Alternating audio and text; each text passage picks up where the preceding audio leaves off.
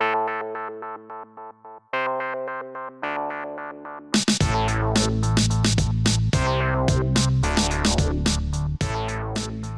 Lego fans, my name is Andy and let's talk about Lego. First and foremost, let's talk about this guy. Cousin to the Chevrolet Corvette, this is the 1969 Chevrolet Camaro. Same scale. This is a creator expert car, or icons now, I suppose you can call it. Pretty much all the same features as the Corvette. We got the hood that opens up. We got a realistic looking engine underneath. Cool, cool, cool. Doors open, of course. It's got a really nice interior. The roof is not technically removable, but I'm going to go ahead and pop it off anyway. It's not too hard to put back on, but taking a look at the interior, you got your steering wheel, you got your shifter. This actually moves too. Unlike the Corvette shifter, this one moves back and forth. Then it's got the unique seats. It's even got a back seat, which I haven't seen in any of these cars before. And it's got a hot rod magazine sitting there on the back seat. Nice red interior. Of course, the passenger's door opens as well. Yeah, steering works as well. Yeah, pretty cool. Trunk opens. Nice and roomy trunk, realistic looking there. Yeah, so it's not a bad little setup. Bad little car there. Actually, you can build it either way, either a convertible or into a hardtop, which I built it with the roof, with the hardtop. But you can go either way with it. There's instructions for both ways. You can and also it comes in 3 different color options. You can have the red stripes like I have. You can have gray stripes, or you can have white stripes. So 3 different options there. Take a look at the back end there. It's got that Chevy 69 license plate. Actually, there's a couple different license plates you can pick from. This needs to be turned. And then you can see the exhaust pipes under there. Tail lights. Pretty realistic looking right there. We'll spin it around, take a look at the front end. I love how they did the, has the V-shaped front end. It was interesting part usage on how they came up to make that work out. So that was cool. And then there was a choice on the headlights. You could either have the headlights showing like I do, or you could have the covers showing, like, because apparently the 69 Camaros had headlight covers. So you could go either way on that. But I chose to have the headlights showing. So there you go. 1969 Chevrolet Camaro from Lego. This is the icons, used to be creator expert. So it's the same scale as the Corvette. Let's get her in place. And there you have it. That's where she's gonna live, right there by the Corvette. Chevrolet Camaro. Pretty cool, guys. Next thing we're going to take a look at is this disaster I call a mountain. Yeah, I screwed it up. I majorly screwed it up. Well, I mean, you live, you learn. This is my first attempt at doing anything like this, so I thought I was doing pretty well with it, with the plates on top, you know, putting the burps up the side, the burps up on the front. And then I tried to run a train through it. It is too low. The train hits on the top side. So this is obviously not going to work. So what I'm thinking now is, after watching a couple other videos here on YouTube, I decided, instead of starting my burps or my mountain from the ground level, I'm going to first build a retaining wall around the entire thing right here, entire railroad tracks, I guess you could say. This whole backside. I mean, basically starting from where that burp is right there, coming along this side right here, coming straight across the front, and then straight across this side right here. So like a big square or rectangle.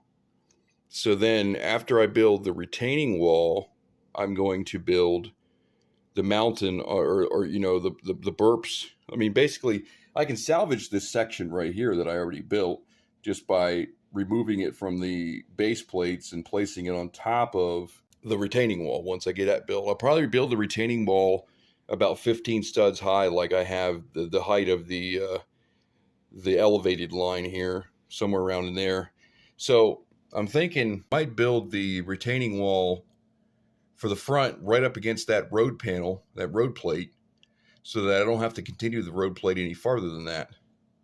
Although, I don't know. I may want to still continue the road plate because, I mean, it's supposed to look like it's going into a tunnel, but if it just dead ends at the entrance of the tunnel, I don't know how that's going to look. But yeah, the retaining wall will also give me a way to make the entrances for the tunnels. See, I didn't even think about that. Obviously, right here, I've got a big wall where the tunnel's supposed to be. Yeah, I majorly screwed up on this one.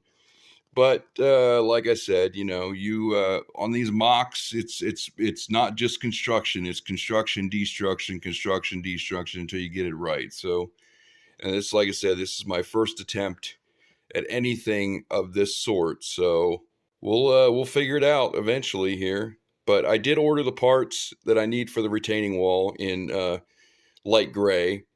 So I actually, you know what those arches I got on the pab wall not too long ago, those 1x8 arches or 1x8x2 or 3 arches in light gray are going to work out perfect for this, perfect for the retaining walls. So it's glad that I went ahead and picked those up. I think I've got enough of those. I just had to order some 1x2s and some 2x2 corner pieces and stuff like that to complete the retainer walls. But if you don't know what I mean, like just do a search here on YouTube for Lego retainer walls, and you'll probably come up with what I'm referring to. I did end up moving the Ferris wheel back here towards this side of the platform because I think it fits better probably right there than it did out there where it was before. But I still got to put a Mills plate on it and get it officially placed into the city. I mean, it is placed, but still needs a Mills plate. This area over here is remains unchanged. I still haven't done anything more with it. I've been more concentrated on the mountain building, but I still need to finish my barrier there and my walkway and all that stuff. I did order and receive some new base plates because I was completely out of 32 base plates. So I've got some now that I can build a Mills plate for that section, build a Mills plate for this section, and for that section back there, and anywhere else that happens to need a Mills plate. There we go. In terms of the roller coasters, I'm probably going to order a bigger medium Technic motor for the original roller coaster because it takes a little bit more power to turn everything there than it does on the new roller coaster, on the loop coaster. So I'll use the current motor for the loop coaster and buy a bigger motor for the original coaster. And then the Ferris wheel, I don't think I'm going to run a motor on it at all because, as you saw in the last video, it was running way too fast on the motor, and I have no way to adjust the speed on the motor. And the only way to probably get it slow down would be to gear it down. But I'm not going to lie and say I know how to do that either. So I'm just going to keep it with its crank. And, you know, if I want to move it, I can crank it. Unless I come up with a way to gear it down or something. But that's pretty much that at this point.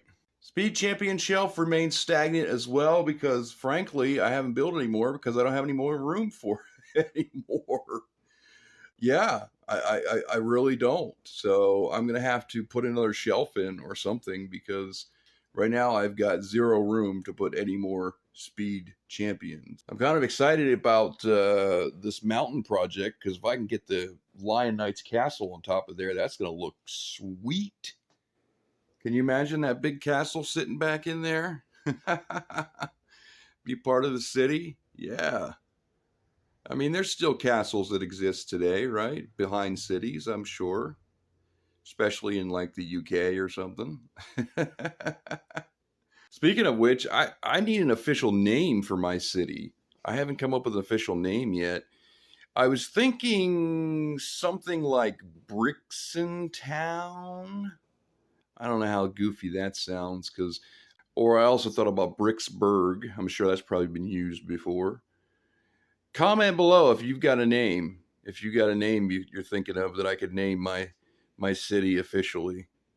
I'd appreciate your input. But I think that's it for today. That's all I've got for you. And I thank you for coming along and watching the video. Please smash that like button and hit the subscribe button. I know it's cliche, and I know every channel you watch, they're gonna harp it over and over and over, but it does really help the channel. That's how channels grow. So your help is truly appreciated. Okay, guys, have a great one. I'll see you in the next video. Bye bye.